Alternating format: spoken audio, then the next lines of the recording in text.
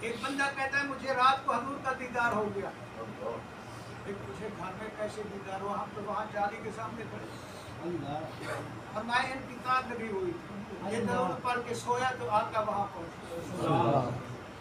حضرت سفیان ثوری رحمۃ اللہ تعالیٰ علیہ فرماتے ہیں میں اپنے والد کو ساتھ لے کر حج کے لیے جا رہا تھا، قافلے کے ساتھ پیدل آتے تھے. میرا باپ بڑا گناہ گار تھا لیکن درود کثرت سے پڑھتا تھا، کثرت سے درود پڑھتا تھا.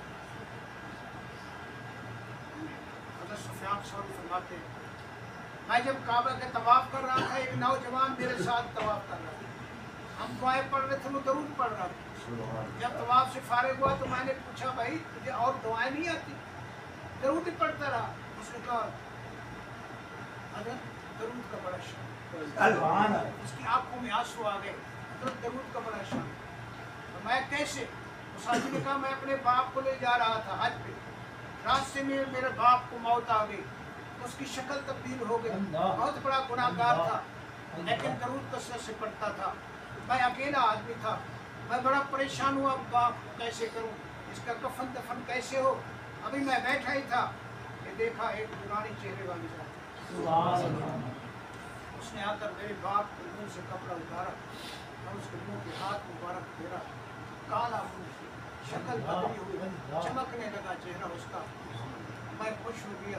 میں نے کہا سبحان اللہ، آپ کون ہیں اتنا کریم، اتنا مہربان، ایسی مشکل وقت میں تو کوئی میری مدد نہیں کر سکتا تھا، آپ کون اتنا مہربان ہے؟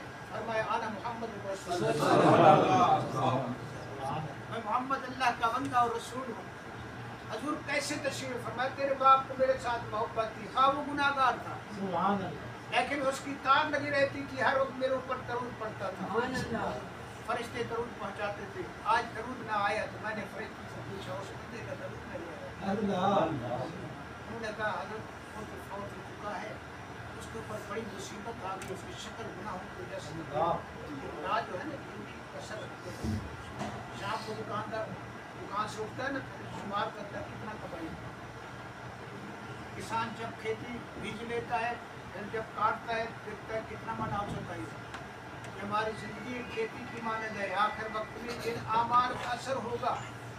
کیسے اعمال کرتا تھا تو گناہوں کی وجہ سے اس کی شکل تبدیل ہو گئی لیکن وہ درود شریف کثرت سے پڑھتا تھا. حضور نے فرمایا آج ہم نے پوچھا کہ وہ اس کا درود نہ آیا